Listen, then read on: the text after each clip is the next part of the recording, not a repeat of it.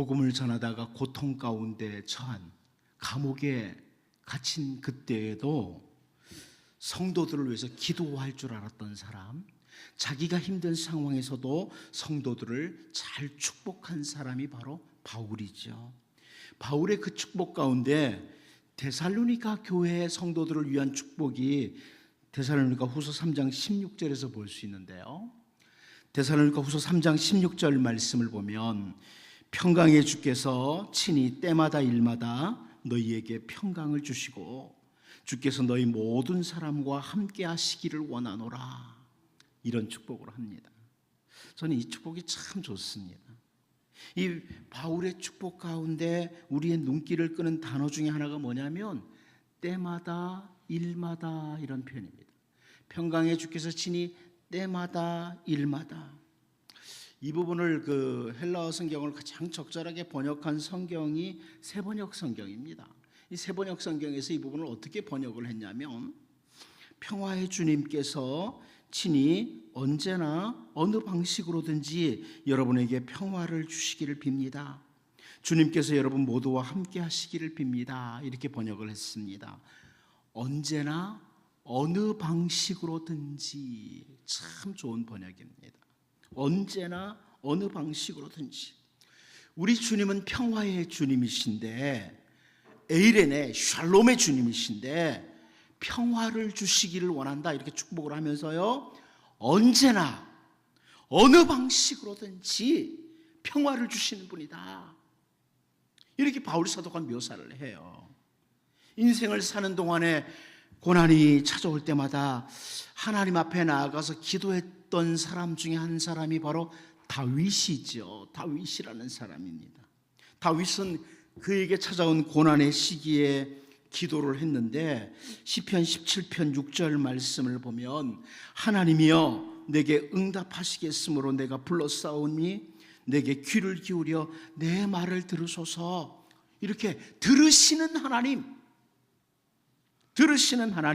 응답하시는 하나님, 이 하나님에 대한 확신을 가지고 기도를 합니다. 그 다음 절을 보면 시편 17편 7절에요. 주께 피하는 자들을 그 일어나 치는 자들에게서 오른손으로 구원하시는 주여 주의 기이한 사랑을 나타내소서, 이렇게 기도를 이어갑니다. 주님을 신뢰하고 주님을 바라보면서 주님께로 피하는 이런 사람들, 그들에겐 구별된 헤세드, 언약적인 사랑, 놀라운 사랑으로 도와달라, 이런 기도죠. 근데 다음 절, 이 시편 17편 8절까지 보면요, 나를 눈동자같이 지키시고 주의 날개 그늘 아래 감추사, 이렇게 다윗이 기도를 드립니다. 하나님, 나를 눈동자같이 지켜주시고 주님의 날개 그늘 아래 감추어 주십시오, 이렇게 말입니다. 쉬운 성경에서 이렇게 번역했어요. 주님의 눈동자처럼 나를 지켜주소서. 어미새가 날개 아래로 새끼들을 숨기듯이 나를 보호해 주소서.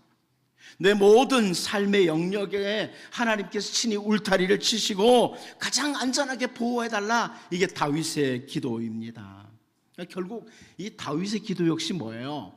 언제나 어느 방식으로든지 주님의 백성들을 도우시고 보호시는 하나님, 그 하나님을 인식하고 드리는 기도예요. 언제나 어느 방식으로든지. 우리는 오늘 본문을 통해서 길갈에서 그 백성을 도우신 하나님의 일하심, 이것을 보게 됩니다. 길갈에서 도우신 하나님. 제가 종종 우리들의 가정 혹은 우리들의 교회는 신앙 공동체다, 교회 공동체다, 이런 설명을 자주 드렸습니다. 여러분, 우리의 가정은 신앙 공동체로 만들어 가야 되고요, 우리의 교회도 신앙 공동체가 되어야 되는 거죠. 믿음의 공동체예요. 하나님께서는 그 믿음의 공동체를, 우리의 가정이 믿음의 공동체, 우리의 교회가 다른 공동체가 아니라 믿음의 공동체로 설 때에 언제나 어느 방식으로든지 도우십니다. 이것은 성경의 약속이죠. 하나님이 주신 약속이에요. 오늘 본문 말씀을 살피면서 믿음의 공동체 안에 있는 주의 백성들을 위해서 언제나 어느 방식으로든지 그 놀라운 사랑, 헤세드를 보여주시는 이 하나님을 우리가 본문을 통해서 발견하고 우리가 주님의 백성으로 더욱 든든히 서가는 이런 은혜가 있기를 원합니다. 첫 번째로 우리는 오늘 본문에서 그 땅의 흉년, 이것을 보게 됩니다. 그 땅의 흉년이라. 우리 본문 38절을 같이 한번 읽어보도록 하겠습니다. 같이 봅니다. 시작.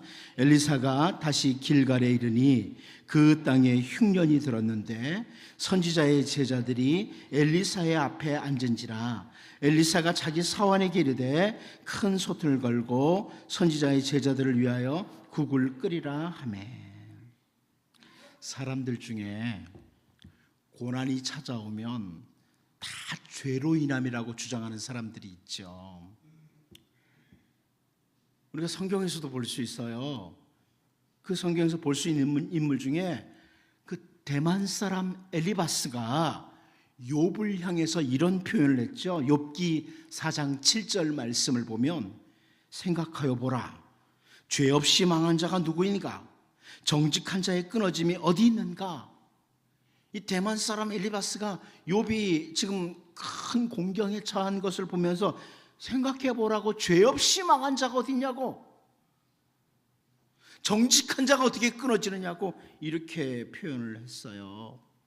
사실 우리 그리스도인들 가운데에도 몸만 조금 아픈 걸 보면 누군가 이 사람 무슨 죄를 지었구나 이렇게 판단하는 사람들이 있습니다. 물론 자기에 대해서는 안 그렇지만 다른 사람 조금만 몸만 아파도 이 사람 무슨 죄를 지어서 그래 이렇게 판단하는 사람들이 있어요. 그런데 여러분, 우리가 기억해야 될 것 중에 하나가 뭐냐면 믿음의 조상 아브라함이 하나님의 말씀을 따라 본토 친척 아버지 집을 떠나서 가나안 땅으로 들어왔습니다. 그런데 창세기 12장 10절 말씀을 보면 그 땅에 기근이 들었으므로 아브라함이 애굽에 거류하려고 그리로 내려갔으니 이는 그 땅에 기근이 심하였음이라 이렇게 말씀을 해요. 하나님의 인도하심을 따라 말씀을 따라 들어온 땅인데 그 땅에 기근이 찾아왔고 보통 기근이 아니라 기근이 심하였음이라 이렇게 표현을 해요. 말씀 따라왔는데요, 하나님의 인도하심 따라왔는데요, 그 땅에 기근이 심해요. 다윗의 경우는 어떠합니까? 하나님을 절대적으로 신뢰하고 블레셋 장수였던 골리앗 앞에 나갔고 하나님께서 승리를 주셨습니다. 그런데 다윗이 이제 계속 블레셋과의 전쟁에서 승리하고 돌아올 때에 우리가 잘 아는 이야기 있죠. 여인들이 뛰놀면서 노래를 하는데 사울이 죽인 자는 천천히요 다윗은 만만이로다 이렇게 노래를 불러요. 다윗이 시킨 것도 아닙니다. 그런데 사무엘상 18장 8절 9절을 보면요, 사울이 그 말에 불쾌하여 심히 노하여 이르되 다윗에게는 만만을 돌리고 내게는 천천만 돌리니 그가 더 얻을 것이 나라 말고 무엇이냐 하고 그날 후로 사울이 다윗을 주목하였더라 이렇게 기록하고 있습니다. 사울의 주목, 다윗을 향한 사울의 주목, 좋은 의미가 아닙니다. 이로 인해서 다윗에게 큰 고난이 찾아와요. 큰 고난이 찾아옵니다. 뭔가 죄를 지었기에 찾아온 고난이 아니라 하나님의 말씀을 따라 혹은 하나님을 절대 신뢰하고 잘했는데 찾아온 기근과 고난이 있다는 말씀이야. 오늘 본문을 보면서 길갈에 있던 선지자의 제자들이 뭔가 죄를 지은 일로 인해서 그 길갈이라는 땅에 흉년이 찾아왔다고 판단을 하면 절대 안 됩니다. 혹은 그들에게 믿음이 없어서 그런 흉년이 왔다고 판단을 해도 안 됩니다. 여러분, 길갈은 이스라엘 백성들에게 있어서 유명한 땅이에요. 여호수아 때부터 유명한 땅이죠.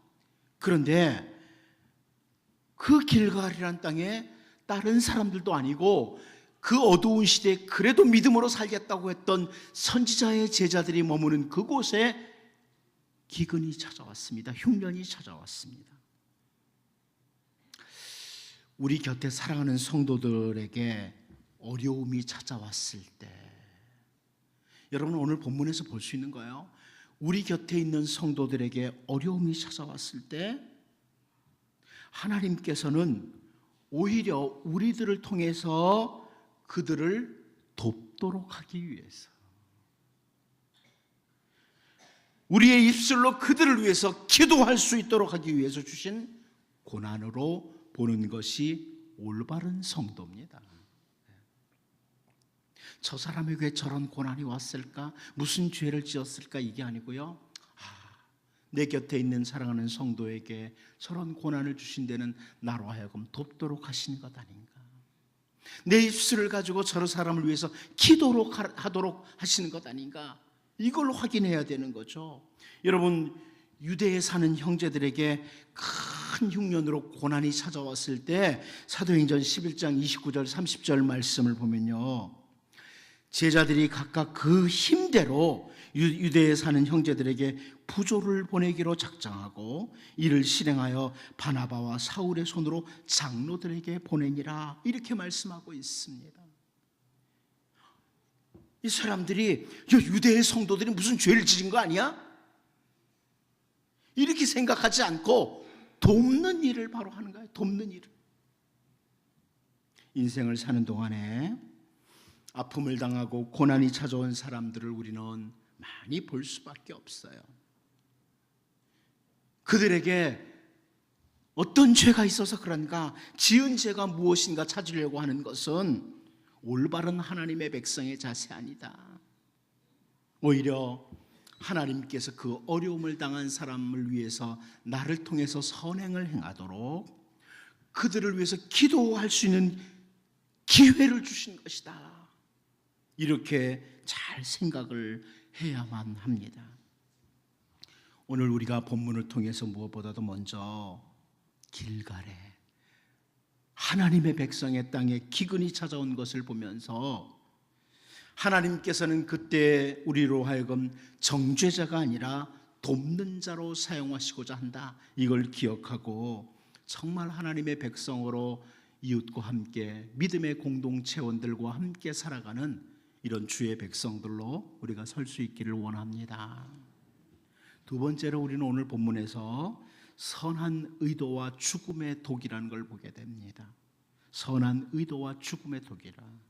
우리 본문 39절 40절을 같이 한번 보도록 하겠습니다. 같이 읽어봅니다. 시작.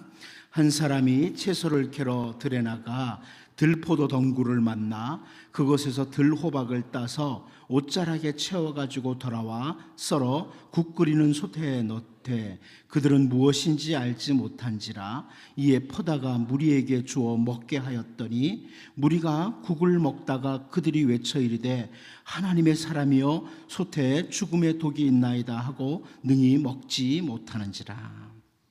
여러분, 우리가 여기서 한 사람의 이름은 나오지 않아요. 이 한 사람이 누군지는 잘 몰라요. 근데 분명한 것은 이 사람이 악한 의도를 가지고 행한 일은 아닙니다. 가뭄의 때에 선지자 엘리사가 국을 끓여서 같이 먹도록 하자. 그러니까 나름대로 이 한 사람이 선한 의도를 가지고 행동한 거예요. 그런데 이 솥 안에 죽음의 독이 있다, 이렇게 소리 지르는 상황이 되었습니다. 우리가 주목할 것은요, 이 길갈의 선지자의 제자들과 엘리사 선지자, 이 믿음의 공동체에서 그 들호박을 따가지고 온 사람을 정죄하는 일에 시간을 보내고 있지 않다는 겁니다. 선지자 엘리사가 그 말을 듣고요, 도대체 누가 알지도 못하면서 그런 들호박을 따다가 넣어서 여기 죽음의 독이 있도록 했느냐, 이렇게 묻지 않습니다. 혹은 선지자의 제자들이 그 들호박을 따서 넣었던 사람 끌고 와가지고 이 사람이 우리가 먹을 국에다가 독이 있는 들호박을 넣었습니다, 이렇게 정죄하는 것도 아닙니다. 이게 믿음의 공동체에서 가져야 될 태도예요. 우리의 가정, 우리의 교회에서 이런 자세가 필요한가요? 어쩌면 우리의 공동체가 많이 파괴되는 이유 중에 하나가 뭐냐면 정죄하느라고 시간이 바빠요. 누군가를 향해 정죄하느라고 참 많은 시간을 보내잖아요. 그러다 보니까 가정이 흔들리고 교회들이 흔들리고 막 그러잖아요. 그런데 여기 본문을 통해서 우리에게 분명히 보여주는 하나님의 백성의 모습, 믿음의 공동체의 모습은 뭐냐? 어떤 의미에서는 인정해 주는 거예요. 비록 때로는 실패했다고 해도 가족들을 인정해 주고 성도들을 인정해 주고 정죄하지 않는 거예요. 정죄하지 않는 거예요. 교회에서도 마찬가지 아닙니까? 선한 의도를 가지고 일을 했는데 실패할 수 있어요. 하지만 선한 의도로 했는데 실패했다고 해서 정죄하는 게 아니라 그래도 선한 의도였다 인정해 주는 거예요. 오늘 본문을 보면 한 사람이 선한 의도를 가지고 들호박을 따서 국에 넣었는데 거기에 죽음의 독이 임했다 이렇게 말합니다. 아마 그 국의 맛이 너무나 썼기 때문에 딱 맛을 보고 나서 솥에 죽음의 독이 있다 이렇게 소리를 지른 것으로 보입니다. 여러분, 히브리 사람들은요 쓴맛과 죽음을 동일시합니다. 쓴맛과 죽음, 이걸 놓치면 오늘 본문이 어떻게 한번 먹어봤는데 그럼 독이 있었는데 안 죽었어? 이렇게 말할 수 있거든요. 근데 히브리 사람들의 사고에는 쓴맛과 죽음은 동일시해요. 전도서 7장 26절 말씀을 보면 마음은 올무와 금을 같고 손은 포순과 같은 여인은 사망보다 더 쓰다는 사실을 내가 알아내었도다. 그러므로 하나님을 기쁘게 하는 자는 그 여인을 피하려니와 죄인은 그 여인에게 붙잡히리로다. 이런 표현을 하거든요. 여기 솔로몬이요 사망, 죽음이라는 단어와 쓰다고 하는 단어를 같이 사용하면서 자기가 깨달은 것을 말하고 있어요. 히브리 사람들은 이 표현을 보면서 죽음, 씀 이걸 동일시해요. 모압으로 갔다가 남편이 죽고 두 아들이 죽은 후에 돌아온 사람이 나오미죠. 여러분 잘 아는 이제 룻과 나오미인데 이 나오미가요 베들레헴 사람들에게 하는 말이 있어요. 룻기 1장 20절을 보면 나오미가 그들에게 이르되 나를 나오미라고 부르지 말고 나를 마라라 부르라. 이는 전능자가 나를 심히 괴롭게 하셨음이니라. 이런 표현합니다. 나를 마라라고 불러. 내가 나오미가 아니다. 나는 이 즐거움과 기쁨이 넘치는 나오미가 아니고 나는 마라다. 마라라는 히브리 단어 알죠? 쓰다는 뜻이에요. 나오미의 가정, 다시 말해서 나오미는요 남편 죽고 두 아들 죽고 자기도 죽은 자와 방불한 거예요. 자기 인생 자체가 죽은 자와 방불하다, 이것을 쓰다, 마라라는 단어를 통해서 보여주려고 하는 거죠. 이 히브리 사람들의 사고예요. 아무튼 죽음 그리고 씀, 이것은 히브리 사람들의 사고에서 같은 의미입니다. 그런데 이 믿음의 공동체 안에서 선한 의도로 한 사람이 들호박을 따서 국에 넣었는데, 솥에 넣었는데 죽음의 독, 인생의 쓴 때가 찾아온 거예요. 너무 쓰다는 거예요. 여러분, 여기서 우리 가정에도 때로는 가족 구성원으로 어떤 한 사람으로 인해서, 교회의 어떤 한 구성원으로 인해서 쓴 때가 죽음의 때와 같은 때가 찾아올 수 있어요. 우리가 인생을 사는 동안 그런 때가 있어요.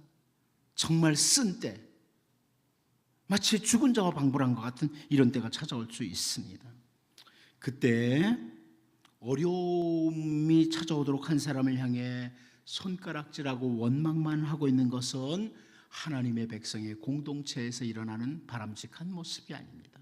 오늘 본문에 이 믿음의 공동체에 속한 선지자의 제자들이 오늘 본문을 보면 외치는데, 하나님의 사람이여, 이렇게 외칩니다.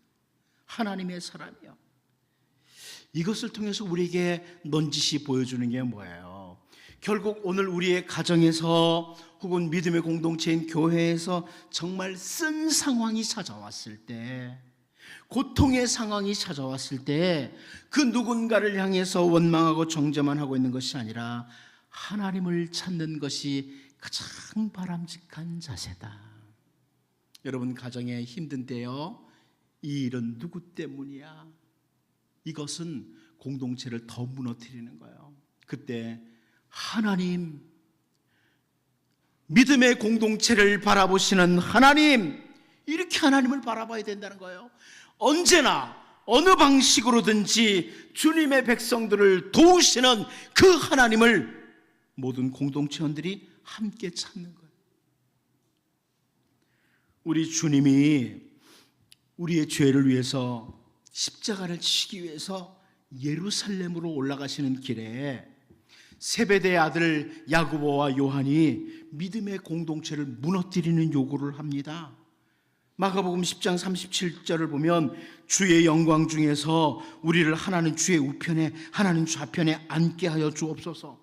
두 사람이 와서 그렇게 말을 하니까 나머지 10명의 제자들이 어떻겠어요? 분이 일어납니다.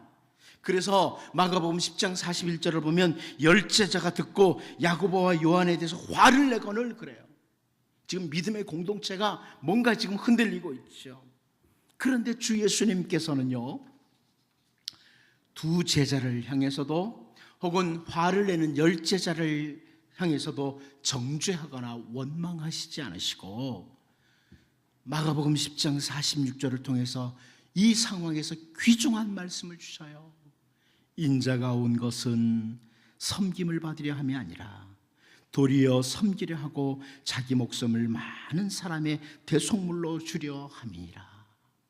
무슨 말씀입니까? 예수님은 이 12명의 제자 공동체가 깨질 수 있는 그런 상황 속에서 누구도 정죄하는 게 아니라 하나님의 뜻을 설명해 주고 있습니다. 하나님께서 나를 이 땅에 보내신 것, 너희들이 존재하는 것, 하나님 이런 뜻이 있으시다.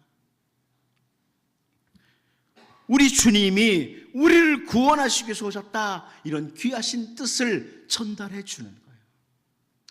여러분, 우리의 공동체가 흔들릴 때, 힘이 들 때, 고통의 때 이 원인이 누구냐? 정죄의 대상을 찾는 것은 어리석은 거고요. 그땐 하나님을 찾는 겁니다.